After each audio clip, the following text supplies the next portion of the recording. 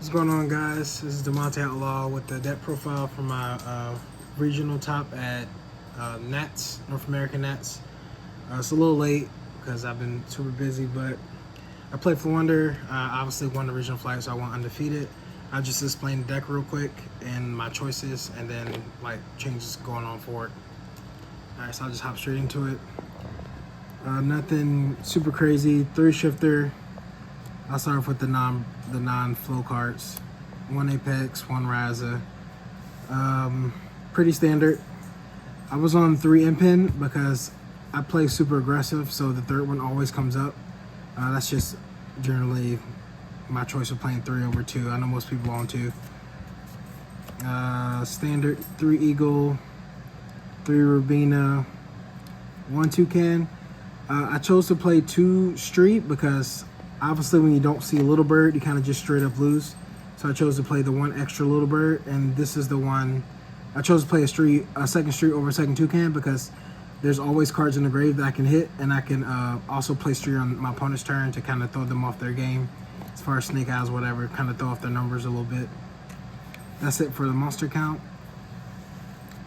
For the spell, 3 fill spells mandatory. Terraformer to make the 4th fill spell. Like I said, you want to start off with any little bird and just try to get your engine going. Pretty standard. 3 prosperities, 3 duality. I played 3 the quick play.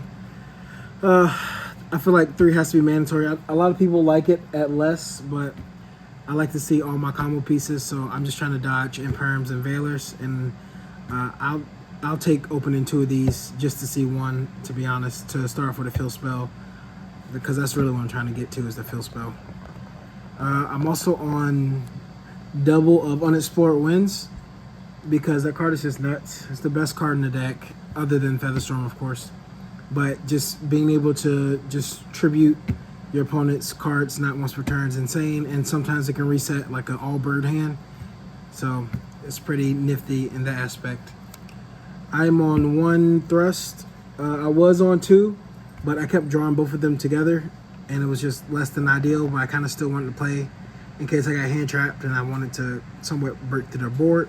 So I just chose to keep 1 in the main deck. Now the, I guess, not normal portion. I'm on 3 Ultimate Slayer in the main. I know it's contradicting to the shifters I play, but my theory is I don't have to see the cards together. If I can see one of the cards, either Ultimate Slayer shifter or Dark Ruler, then the job is done in case I went second. So I just need 1 to play, and I'll show you all the targets I have Ultimate Slayer. It's not once per turn. A lot of people think it's lackluster, but it breaks the Fiendsmith Snake Eye board. It breaks the Ubel board. It's just so many targets in the extra deck that can just disrupt multiple cards. And same thing as Dark Ruler, they can't respond directly with a monster effect. So it's got that caveat to it. That's why I like it. Especially I can't stress enough how important the not once per turn thing is. 3 Dark Rulers in main. Like I said, a lot of the decks are super overpowered, so I feel like you have to main deck at least 6 some type of negation or board wipe stuff. Just go on second cards in case you lose the die roll, because realistically, if you're going second and you're playing against Snake Eyes or Ubel, they set up way too many negates to play through without these board breaking cards. I chose to main 2 of the Featherstorms, technically 3 with the thrust if they hand trap me. It just seemed right. I kind of just really wanted to win if I went first. I need blowout cards, and I think 2 is a healthy number to have in there. Especially if I typically, if I have enough gas, I do all my searching and summoning before I play my pots, just so I can try to pot into a Featherstorm later. And then 1 Dreaming Town because card's nuts. I don't think it's more than 1 because you don't want to open it. You just want to search it. That's it for the main deck. The main deck's 42. I'm just hit you with the extra deck real quick. So typical Zeus package. Zeus, Downert. I play 2 of the Lyralists. You can swap these out as needed, but it doesn't come up often, but when it does come up, you know, it matters. The entirety of the, actually I think I have 1, yep. I just wanted to play this in case I ran into like an Ultimate Falcon type deal towards like unaffected monsters that I couldn't really interact with. So I needed to have this in there for that. It's come up 1,000 times since the Raid Raptor hype. The rest of the extra deck is just Ultimate Slayer targets. So this is my XYZ target. Pretty self-explanatory. Bounce a card. These are my synchro targets for the new White Forest decks and all that jazz. My link targets for Snake Eyes. I just did double of this because typically they have more link monsters than anything, so I just wanted to have a lot of link targets for it. And then this can also be sent off the, I don't know how to say his name, this Big Tri Brigade guy, in case I just wanted to draw a card after bouncing their Appaloosa. And just double Entity in case I ran into the Branded, because that got a lot more hype again. So just, that's it for the extra. And then quickly going over the side deck choices, last iteration. 3 Drolls, pretty much sided it in against any Fiendsmith engine deck. Came in every round. Evenly, I expected to play against, in case I played against a bunch of back row heavy decks. Most of the decks were throwing up an Omni Negate, so I didn't find myself putting it in against Snake Eyes that much.